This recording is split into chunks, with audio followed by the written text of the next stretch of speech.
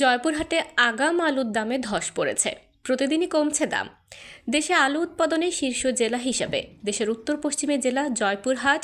কৃষি সম্প্রসারণ অধিদপ্তর জানায়, জেলায় এবছর আলু চাষ হয়েছে প্রায় 40,000 হেক্টর জমিতে। গত বছর লক্ষ্যমাত্রা ছিল 43.5 হাজার হেক্টর।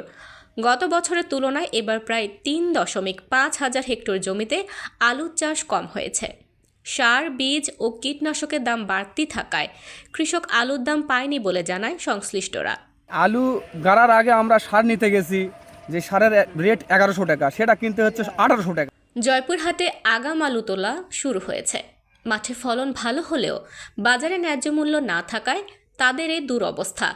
এর ওপর উল্টো প্রতিদিন মন প্রতি কমছে দাম 100 টাকারও বেশি।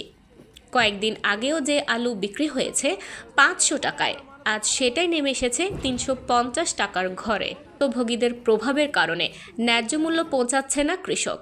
আমাদের এখনকার যে বাজার তুলনামূলক আমাদের লস হচ্ছে। এখন এই বাজার যদি থাকে তাহলে আমরা আরও লস খাবো। তবে কৃষি কর্মকর্তার দাবি, বাজার পরিস্থিতি পর্যবেক্ষণ করা হচ্ছে। আশা করছেন কৃষক ন্যায্য মূল্য পাবে। ধারাবাহিকতায় আমাদের এই বর্তমান সময়ে কারেজ, বাড়ি আলু 86, সানশাইন, মিউজিক সব জাতের আলু সমূহের 270 হেক্টর জমিতে আলু উত্তোলন সম্পন্ন হয়েছে। আমরা আশানুরূপ ফলন পেয়েছি। মোট গড় ফলন 65 মণ পার বিঘা পাওয়া গেছে। আমরা আশা করছি আলুর বাম্পার ফলন হবে এবং কৃষক ন্যায্য মূল্য পাবে।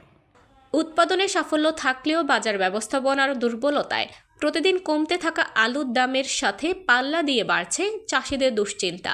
কৃষকের সেই পরিশ্রমের ন্যায্য মূল্য আদৌ মিলবে কিনা, সেই প্রশ্নই এখন ঘুরপাক খাচ্ছে গ্রাম থেকে শহরের বাজারে। ডেস্ক রিপোর্ট, দৈনিক দৃষ্টি।